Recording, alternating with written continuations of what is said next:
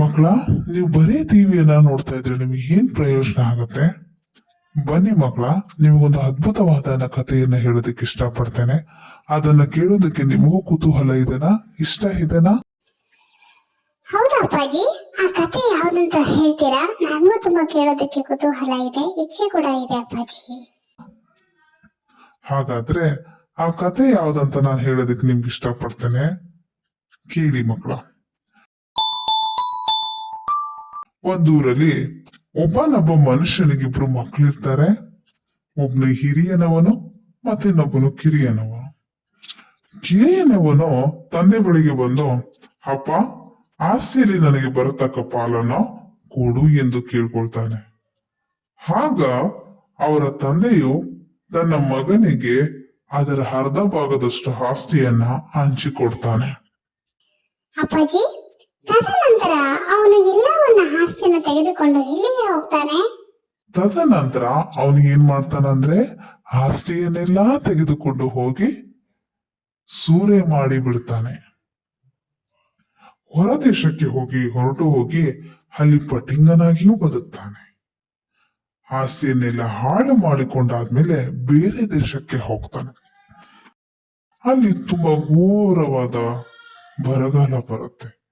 ತಿನ್ನುವುದಕ್ಕೂ ಏನು ಇಲ್ಲದ ಗತಿಯಲ್ಲಿ ಬರುತ್ತದೆ. ಆಗ ಅವನು ಒಬ್ಬ ದೇಶದ ನಿವಾಸಿಗಳೊಳಗೆ ಸೇರಿಕೊಡ್ತಾನೆ. ಆ ಮನುಷ್ಯನು ಹಂದಿಗಳನ್ನ ಮೇಯಿಸುವುದಕ್ಕೆ ಅವನನ್ನ ಕಳಿಸ್ತಾನೆ. ಹೀಗಿರಲಾಗಿ ಅವನು ಹಂದಿಯನ್ನ ಮೇಯಿಸುತ್ತಾ ಇರುವಾಗ ಅದು ತಿಂದ ಬಿಟ್ಟ ಕಾಳುಗಳನ್ನ ಅದು ತಿನ್ನುವುದಕ್ಕೂ ತಯಾರಾಗುತ್ತಾನೆ. ಯಾಕೆಂದರೆ ಅವನಿಗೆ ತುಂಬಾ ಹಸಿವಿನಿಂದ ನರಳ್ತಾ ಇರುವುದಕ್ಕಾಗಿ. ಆಗ ಅವನಿಗೆ ಬುದ್ಧಿ ಬರುತ್ತೆ. ಏನೆಂಬುದಾಗಿ ಅವನು ಯೋಚನೆ ಮಾಡ್ತಾ ಇರ್ಬೇಕಾದ್ರೆ, ನನ್ನ ತಂದೆಯ ಬಳಿಯಲ್ಲಿ ಸಾಕಷ್ಟು ಕೂಲಿ ಹಾಳುಗಳಿದ್ದಾರೆ, ಅವರಲ್ಲಿ ಒಬ್ಬನಂತೆ ಇರ್ಲಿಕ್ಕೆ ನಾನು ಕೂಡ ಕೇಳ್ಕೊಳ್ತಾನೆ. ನಾನು ಅವರಂತೆ ಇರ್ತೇನಪ್ಪ ಎಂಬುದಾಗಿ ನನ್ನ ತಂದೆಯ ಬಳಿಯಲ್ಲಿ ಹೋಗಿ ನಾನು ಬೇಡಿಕೊಳ್ತೇನೆ ಎಂಬುದಾಗಿ ಅವನು ಯೋಚಿಸುತ್ತಾ ತನ್ನ ತಂದೆಯ ಬಳಿಗೆ ಹೊರಡ್ತಾನೆ. ಅಪ್ಪಾಜಿ, ಆ ಆಸ್ತಿಯನ್ನ ಮಾರಿಬಿಟ್ಟು ಅವನು ತಿರುಗಿ ತನ್ನ ತಂದೆಯ ಬಳಿಗೆ ಹೋಗುವಾಗ ಅವರ ತಂದೆಯು ಕ್ಷಮಿಸುತ್ತಾನೆಯೇ, ಇಲ್ಲವೇ ಅಪ್ಪಾಜಿ? ತದನಂತರ ಅವನು ತನ್ನ ತಂದೆಯ ಬಳಿ ಬಂದಾದ ನಂತರ ತಂದೆಯನ್ನ ಬೇಡ್ಕೊಳ್ತಾನೆ. ತಂದೆಯೇ, ನನ್ನನ್ನ ಕ್ಷಮಿಸಿ, ನಾನು ತಪ್ಪು ಮಾಡಿದ್ದೇನೆ. ನಿಮಗೆ ವಿರೋಧವಾಗಿಯೋ ಪರಲೋಕಕ್ಕೆ ವಿರೋಧವಾಗಿಯೋ ನಾನು ತುಂಬಾ ದೊಡ್ಡ ಪಾಪವನ್ನು ಮಾಡಿದ್ದೇನೆ. ಇನ್ನು ನಾನು ನಿನ್ನ ಮಗನೆನಿಸಿಕೊಳ್ಳುವುದಕ್ಕೆ ಯೋಗ್ಯನೇ ಇಲ್ಲ ಅಪ್ಪಾಜಿ ಎಂಬುದಾಗಿ ಕೇಳಿಕೊಳ್ತಾನೆ. ಇದಾದ ನಂತರ ಅವನು ಕೇಳಿಕೊಂಡ ತಕ್ಷಣವೇ ಮಗನ ಕ್ಷಮೆ ಕೇಳಿದ ತಕ್ಷಣ ಅವರ ತಂದೆಯ ಮಗನನ್ನು ತಬ್ಬಿಕೊಂಡು ಮುದ್ದಾಡ್ತಾ ಹಾಳುಗಳಿಗೆ ಹೇಳುತ್ತಾನೆ, ಬನ್ನಿರಿ, ನನ್ನ ಮಗನಿಗೆ ಶ್ರೇಷ್ಠವಾದ ನಿಲುವಂಗಿಯಿಂದ ತಟ್ಟನೆ ತಂದು ಅವನಿಗೆ ತೊಡಿಸ್ರಿ.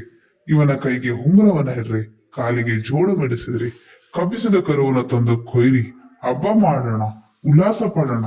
ಯಾಕೆಂದ್ರೆ ನನ್ನ ಮಗನು ಸತ್ತವನಾಗಿದ್ದನು, ತಿರುಗಿ ಬದುಕಿ ಬಂದನು, ಪೋಲಿಯೋ ಹೋಗಿದ್ದನೋ ಸಿಕ್ಕಿದನೋ ಎಂದು ಹೇಳಿ ಅವರು ಉಲ್ಲಾಸ ಪಡ್ತಾ ಇದ್ರು.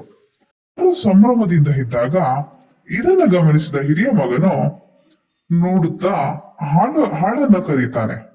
ಇಲ್ಲಿ ಏನು ನಡೆಯುತ್ತಿದೆ ಎಂದು ಕೇಳುವಾಗ ಹಾಳು ಹೇಳ್ತಾನೆ, ನಿನ್ನ ತಮ್ಮ ಬಂದಿದ್ದಾನೆ, ಇವನು ಸುರಕ್ಷಿತವಾಗಿ ಸಹ ಬಂದಿದ್ದಾನೆ, ನಿಮ್ಮ ತಂದೆಯು ಕಬ್ಬಿಸಿದ ಕರುವನ್ನು ಕೊಯ್ಸಿದ್ದಾನೆ ಎಂದು ಹೇಳಿದನು. ಇದನ್ನು ಕೇಳಿ ಅವನಿಗೆ ಸಿಟ್ಟು ಬಂದು ಒಳಗೆ ಹೋಗಲಲ್ಲದೆ ಇರ್ತಾನೆ. ಆಗ ಅವನ ತಂದೆ ಹೊರಗೆ ಬಂದು ಅವನನ್ನು ಬೇಡಿಕೊಳ್ತಾನೆ. ಆದರೆ ಅವನು ತನ್ನ ತಂದೆಗೆ, ನೋಡು ಅಪ್ಪಾಜಿ, ನಾನು ಇಷ್ಟು ವರ್ಷ ಆದ್ರೂ ನಿಮಗೆ ಸೇವೆ ಮಾಡ್ತಾನೆ ಇದ್ದೀನಿ, ಮತ್ತು ನಾನು ನಿನ್ನ ಒಂದು ಅಪ್ಪಣೆಯಾದ್ರೂ ಮೀರ್ಲಿಲ್ಲ.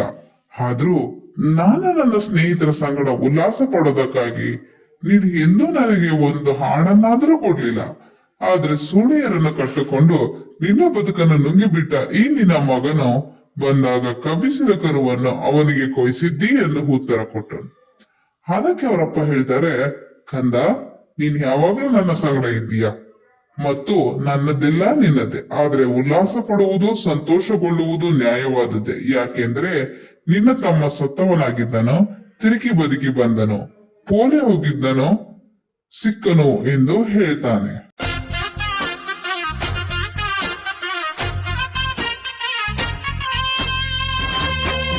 ಇದಾದ ನಂತರ ಈ ಕಥೆಯಲ್ಲೆಲ್ಲ ಕೇಳಿದ ಮೇಲೆ ನಿಮಗೆ ಈ ಕಥೆಯಲ್ಲಿ ಅರ್ಥವಾದದ್ದು ಏನು ಮಕ್ಕಳೇ? ಅಪ್ಪಾಜಿ, ಈ ಕಥೆಯನ್ನೆಲ್ಲ ಕೇಳಿದ ನಂತರ ನನಗೆ ತುಂಬಾ ಸಂತೋಷವಾಗಿದೆ. ಈ ಕಥೆಯಲ್ಲಿನ ಅರ್ಥನನ್ನ ಗಮನಿಸಬೇಕಾದರೆ ಅಪ್ಪಾಜಿ, ನಾವು ತಂದೆ ತಾಯಿಗಳನ್ನ ಗೌರವಿಸಬೇಕು, ಪ್ರೀತಿಸಬೇಕು, ಮತ್ತೆ ಅವರನ್ನ ನಾವು ಸನ್ಮಾನಿಸಬೇಕು ಎಂಬುದಾಗಿ.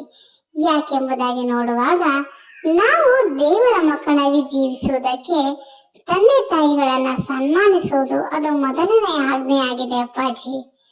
ಧನ್ಯವಾದಗಳು ಅಪ್ಪಾಜಿ ಈ ಕಥೆಯನ್ನು ನಮಗೆ ತಿಳಿಸಿದ್ದಕ್ಕೆ.